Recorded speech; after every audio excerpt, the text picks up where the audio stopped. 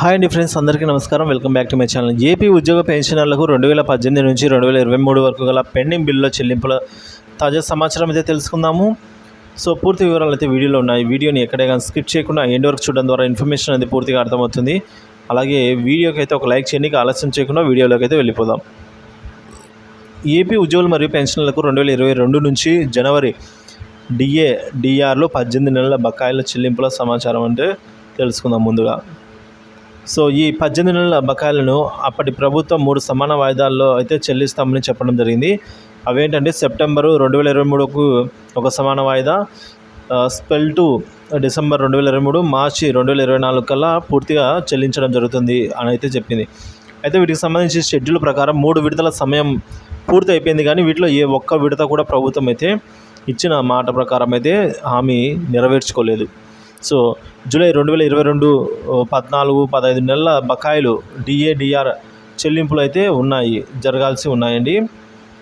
అవి అయితే మనకు మార్చి 2024, జూన్ 2024, సెప్టెంబర్ 2024 వీటిలో 2 విడతల సమయం కూడా పూర్తయిపోయింది, కానీ ఒక్క విడత చెల్లింపు కూడా ఇంకా జరగలేదు. అంటే గత ప్రభుత్వం చెల్లించింది 0, ఏం చెల్లించలేదు అనేది చెప్తున్నారు. అయితే ఇప్పుడు ఉన్నటువంటి తాజా సమాచారం ఏంటంటే ప్రభుత్వం ఈ బకాయిలన్నింటినీ కూడా మరలా రీషెడ్యూల్ చేసే ఆలోచనలో ఉన్నట్టు తెలుస్తుందండి.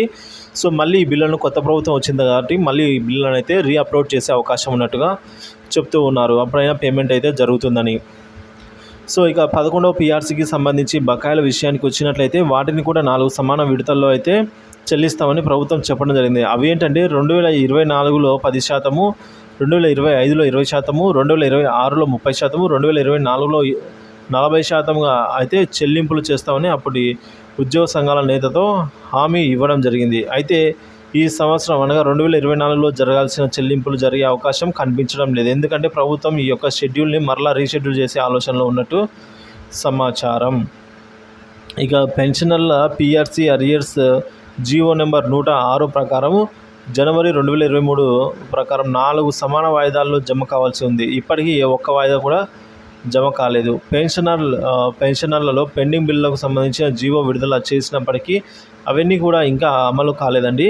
సో ఈ విధంగా చూస్తే ఒక్కో ఉద్యోగి మరియు పెన్షనర్కు DA బకాయిలే లక్షల్లో జమ కావాల్సి ఉంది. కావున ఈ బకాయిలన్నింటినీ కూడా నూతనంగా ఏర్పడేటైన కూటమి ప్రభుత్వం విడతల వారీగా అయినా క్లియర్ చేయాలని ఏపీ ఉద్యోగులు మరియు పెన్షనర్స్ అయితే కోరుకుంటూ ఉన్నారు ఫ్రెండ్స్. సో దీనిపై మీ అభిప్రాయాన్ని కామెంట్ చేయండి.